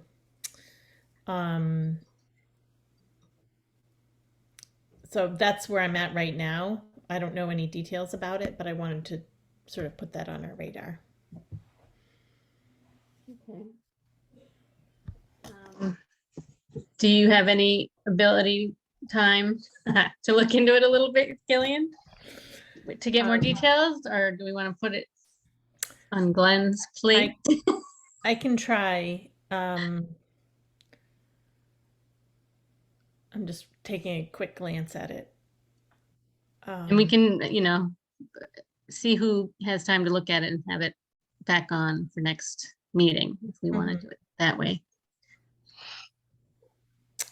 That would be fine, and I could share this with all of you. All right, that would be great. And what's kind of nice is they actually show who has received in past years and what projects. So like one of the things that I know I was talking with Anna Weatherby about in the clerk's office is they have to have this disaster recovery, cybersecurity, you know, they have to say how they're meeting those things, sort of standards around cybersecurity. I think you know the answer. So one of the grants last year was to improve disaster recovery and cybersecurity capabilities. So could we apply to bring us up additional firewalls and other things that I know that I think the Collins Center are really up on all of these. So it might be worth checking in with them and seeing, because they've already been helping us with all the IT stuff, right? Yep. Yes, though I've been struggling to get some communication back, so of where they're at. Okay. But I could email them and say, we'd like an update and a report, because the plan is that we would be prepared to then apply for these community compact grants. Okay, that'll be good. Okay. Okay, we can move on to appointments. We've got a couple of appointments, and I did notice the poll workers were also, there was an email about those. Are we able to handle those tonight too, or are we gonna need to wait? Let's see, did you all saw the list of appointments? Yes. I guess we could do that as under items not anticipated, and we can do it now. So yeah, if you all want to take a vote to appoint the folks as presented by Anna. Sure, and let's just remind us who's getting appointed to the FRTA Advisory Board. Well, that's I guess each of those are, so the FRTA, we don't have anyone. We had someone resign and they're asking for. Oh, I see. Okay. who, and then I put the assessors on here. Dan, I don't know if you have a report from us, but there's, I forget his name, but there's someone who was expressing some interest, but I haven't gotten complete confirmation that he's ready to be confirmed yet. Ray Stone. Is he ready? I believe Ray is ready. Ray is ready. So you could vote on that as well. Okay, so yeah. Go ahead, Gillian. Well, I just feels like now is a good time to put in there too that Cole Emery from town is also interested in being on the Board of Assessors. That's So- great because that will allow me to retire. That's what I thought. So, So soon, Dan? Well, let's get everybody involved in taking the course. Right. so I Great- sent his great education. information, but I wasn't quite sure the next steps in terms of who gets in touch with them to say. Well, I think maybe we should appoint Ray because usually the board itself should have a say in a new appointee. Mhm. And Dan and Martha have, I assume, have okayed this. Yeah. And then we can put Cole's name out to the, let them know about Cole and see, make sure that they are in approval of that as well. And then we can move forward with that. So wait, should we talk about this FRTA advisory board? Was this just that we know we need someone and we should be thinking about it? Yeah, but so why don't we do the appointments first, just get those votes out of the way Okay. and then have the discussion about the FRT advisory board. Okay, sounds good. So I guess we want a motion to appoint Ray Stone to the Board of Assessors and to appoint Anna's list of poll workers. As People submitted. first. As submitted. Yep. As submitted. I so move. Oh, great. I'll second. Any other discussion? All in favor? Aye. Aye. Okay.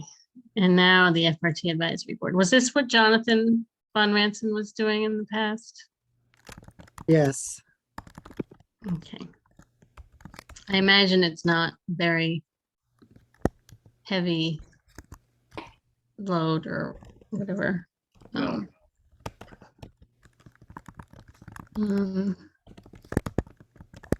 you happen to know, Glenn, how many meetings or what the, I don't, maybe they mentioned that. Let me see if I can pull that up.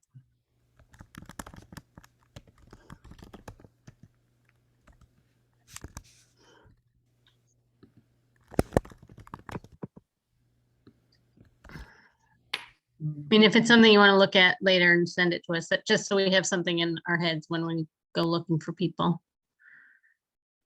Does that Let's see. sound like a plan?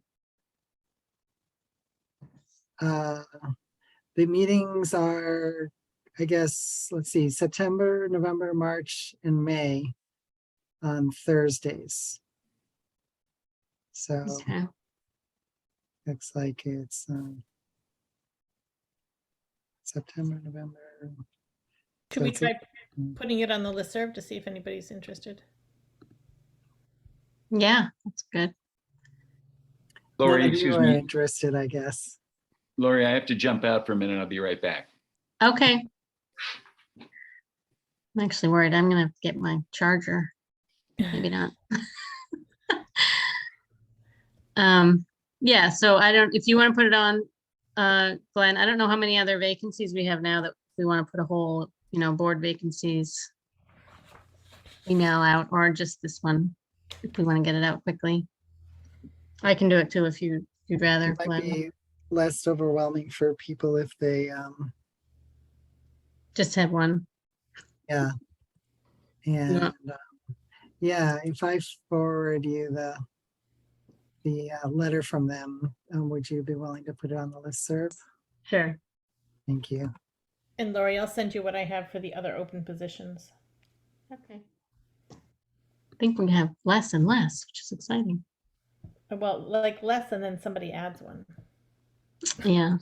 We got a new person for the Energy Committee too, Gillian, thanks to your thing. It's Anna Georgie, who Oh, I used didn't to even be know on, that. and She's a now new she's old person. Yeah. a new old person.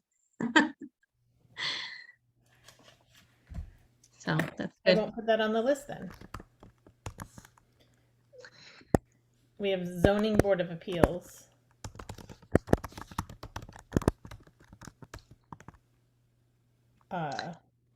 Planning Board.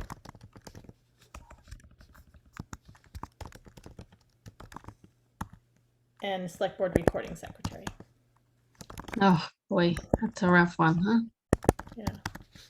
I have an idea to do telemarketing. I got a lot of contact info from a lot of civic-minded people when I received the nominations for Citizen of the Year, and I'm just thinking some Sunday night I'm going to go in the office and just work the phone until I get somebody. All right. For the people who made nominations or the people who were nominated, or both? Working the phones just to find a recording secretary. It's very self-interested. just going down the like road list or something. Absolutely. And do you know anyone who might be? Oh, you're not? Would you be willing to call them and develop a script? Hey, we can make it a party night. We can have the whole select board making calls. And me. Why can't Ashley do it? She doesn't want to. I've asked her like, Oh, I don't even know how many times I've asked. she's so good. She's so good. Mary, you might be interested. It's a wonderful opportunity. Maybe we Thanks, need a Glenn. I'm prize. honored that you asked. I've asked Katie a few times and she hasn't outright said no. Is she there? Katie, I warned her I was going to keep asking You're her until here she anyway. said no outright. Anyway, okay, I'm gonna punch you getting now. late. Shall Oh. we rush through the rest of the meeting? Are we okay to move ahead to the fire Yes. chief? I have the freedom to leave, so I'm going to depart now. Thank you all. Okay. Thanks, Mary. Mary. So I mentioned briefly what this fire chief home rule petition is. It allows us to continue to employ Chief Cuneo after his retirement age is reached. He does not know if that's what he wants, but it seemed after one of the New Salem Select Board members reached out to Joe Comerford's office, and they said that this is a very easy thing. It can be done without much trouble. And it seems like we might as well, because if the chief decides that he would be okay with it, it'll give us a little extra time at least to figure out what's happening next, which is actually going pretty well. Seems like New Salem is on board to have a shared position that would be better than what exists right now. And 65 is the retirement age. I believe that is it. Just Right. So I think I sent one potential, so the language of what the legislation would be. I have another one I can send. I think the main thing is it's very short, but some towns will make certain parameters like an age limit or that he has to pass medical exams or things like that. So we'll be in contact with Joe Comerford's office just to understand the very specific steps. But basically, it sounds like the select board just has to vote to say that this is what they want. But I'll be following up on that. I just wanted to let you all know, see if there's any concerns or thoughts, and maybe we can take another couple of weeks or however long to determine specific language that we might want. I think that would be a good idea to have a chance to sort of think about timeline, etc. Okay. Um, Any thoughts, Dan? Sounds good. and when my Okay. brain isn't quite so tired. Yes. All right. So I'll send you everything I have. I already sent you one thing, and we can put this back on either next month, next week, or maybe again after our next public safety meeting, in case I can't remember if there was more that needed to get discussed, but there's no rush. They said that seems like they could vote on it anytime in the before the end of the year, the legislature. So, and we don't even need it until fall of next year. So, okay. And then the next thing, electric school buses, is very exciting because there's new EPA grants to purchase electric school buses, and it looks like Swift River School is going to apply. And what it means is basically we get school buses without paying anything at all. That sounds pretty good. Electric school buses and the chargers for the most part. We don't know as much about the chargers in terms of whether they're going to have to. It's not us paying, actually. It's the Travel Bus Company who we use for Swift River School busing, and they are working with us on this to put in the application. And it's a whole process. Actually, I should say a few things. It's a whole process. The application is likely going to go in, but then once we get approved, it'll still be a process to determine, if we can meet all the parameters that will be required. And one of which will probably include needing to park the buses in Wendell somewhere, like on town property, because normally they keep them at the driver's house, and that adds too many miles to make it feasible for the electric buses. And they want to put charging infrastructure in. So that's the biggest thing I think that we'll have to be thinking about if we get the grant. And it seems like it could be possible at the highway garage, but something to think about. Maybe I'll email Phil. So that was it. I just wanted to make sure you all knew, because I was excited. How will people know that they better get out by the side of the road to get on their bus if they don't hear the bus coming? That'd be exciting. Sometimes they install things that make noise just because for that reason. I know. That is exciting though. That's great. Yeah. And Zara from New Salem has been helping. Actually, she's been sort of spearheading this. So thanks to her. She's on their energy committee. Okay. So last thing, flagpole for the Veterans Memorial. Dan, is that you? Yeah. I was speaking with Harry. Maybe that's not the last. He asked me to order a flagpole for the Veterans Memorial. The cost is about $350.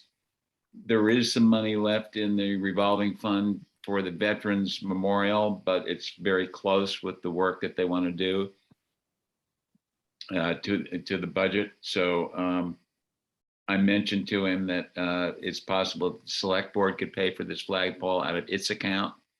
So my request to the select board is to make a donation to the Veterans Memorial by approving the purchase of this $350 or so flagpole from select board expenses. I support that. Yeah, that sounds fine. Good, thank you. We need to make an official vote. I don't think we need to vote. I think Okay. Consensus is fine, and I will order the flagpole. Great. This actually brings up a question. It's actually something that probably needs to go on the needing a person to do it. Just real quick, Gillian, I am going to go get my charger. So Okay. Dan, you're in charge for a second. Is that the Richards, Paul, Richard, and I think Tammy did a lot of the work in installing the flags in the center of town and taking them down, etc. They are no longer residents. And they did send an email quite some time ago about needing somebody else to take that on, but I don't know what the position is, and I don't know if it's an official position or something somebody was just volunteering to do. It's always been volunteer. Is there a budget for flags or anything, or they? I don't think there's a budget aside from the select board expense account. I think Ted Lewis and Harry were spearheading it all the time. They did it. I have a younger person in town in mind who might be interested. Great. I'll ask, but I just wanted to have a little more background about. Yeah, it's always been volunteer, and those guys have pretty much done it. And they probably did pay for the flags out of the select board account, I think. Okay.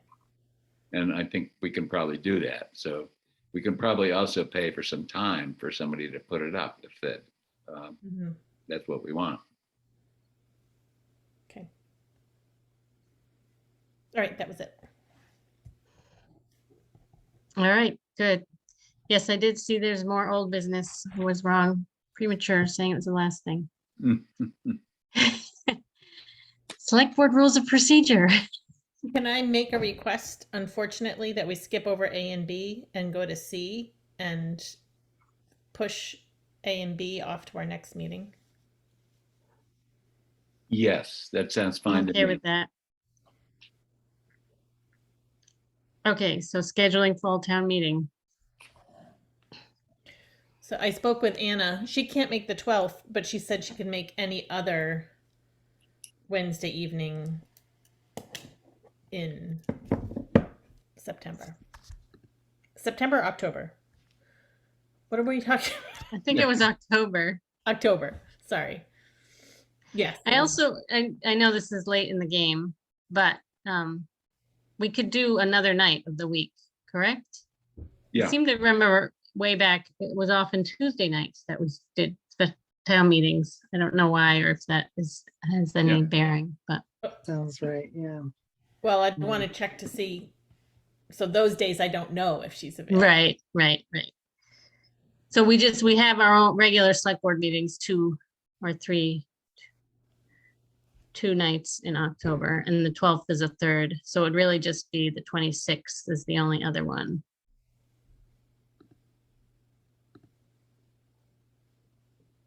Which is okay with me. I think I could do that. Yeah, those are all okay with me. Gillian, do you want to run that by Anna? See what dates are good for her? The Wednesday, she should be available. She said any Wednesday that month except for the 12th. She was available. Okay. She said, or Saturday. I said, well, I think we've done a lot of Saturdays. I think the request was that we do some evenings. Right. And I think Katie has said that's far enough off that they don't have anything scheduled, but Josh will tell us if that's wrong. So he's going to check. This actually connects to the Borrego people had actually called and asked when the town meeting was going to be. I gave them the date that we had agreed on before. I told them the official process for how it gets posted and everything, but just, I don't know. I won't plan to call them and inform them about the new town meeting, but they may call again and ask for confirmation of the date. They didn't say why they were interested. No, and I didn't ask. No. Just gave the Curious. information requested. So Sure. Curious. yeah. Josh, you have any answer? Yes, Katie can come on the 26th. Okay. Great. Glenn, can you email boards and stuff? Yeah. And is the email to announce the date or to say, let us know if there's some conflict? Do we're we not need aware of? to check with the FinCom?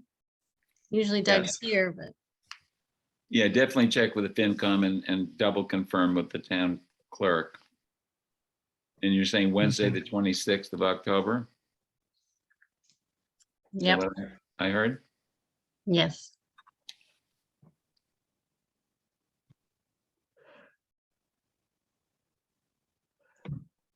Yep, I will email the boards and make special outreach to Doug. Good, thanks. I sent a message Alright. to Anna. If I hear anything different, I will let you know. All right. So we're gonna skip over the rules of procedure and code of conduct, with that for the next meeting. Hopefully we can get to it. Any other topics not reasonably anticipated? Actually, I've got a couple of good ones. Uh-oh. Yeah, well, it won't take long. There was a police services oversight advisory committee meeting the other night, and I sent you folks out the minutes from the meeting, so that you know what happened there. It should be self-explanatory, but let me know if you have any questions. And the other thing is we need to schedule a property classification hearing for the assessors, which happens every year, or it should happen every year, in which the select board determines how many classes of property there are in town. It usually goes very quickly because we've always decided that there's only one classification, but we need to schedule that hearing. Can we do that as part of our select board meeting? Well, it has to be scheduled and posted as a separate meeting, but we can do it right before a select board meeting so that it fits right in.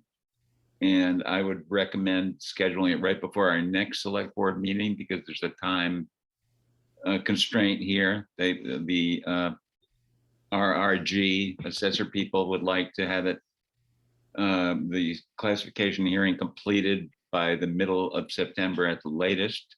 So I would suggest scheduling it maybe something like even as late as 6:45 before our next select board meeting, if that fits in with everybody's schedule.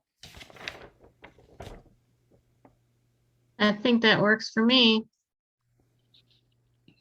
So on the 31st. On 31st, right. I don't know if there's, well, I guess I have done a hearing before because I did the hearing about the police services, but is there anything special that I need to be doing? No. Yeah, No. does it have more than a 48-hour notice? I think it does need to be posted maybe 7 days in advance or something like that. But if we post it now, we should be good. But it just has to be posted as a hearing. That's the only difference from an ordinary meeting posting. Which also reminds me that, just so I don't forget, that there was a request for a tree hearing. Yeah, and he was wanting to know the process for doing that. And I guess like that, I need to learn that myself. But in the groups that I know who have done these kind of official hearing processes is the planning board, I guess. Is the Planning other board, one. right? So I can Yep. ask them. Yes.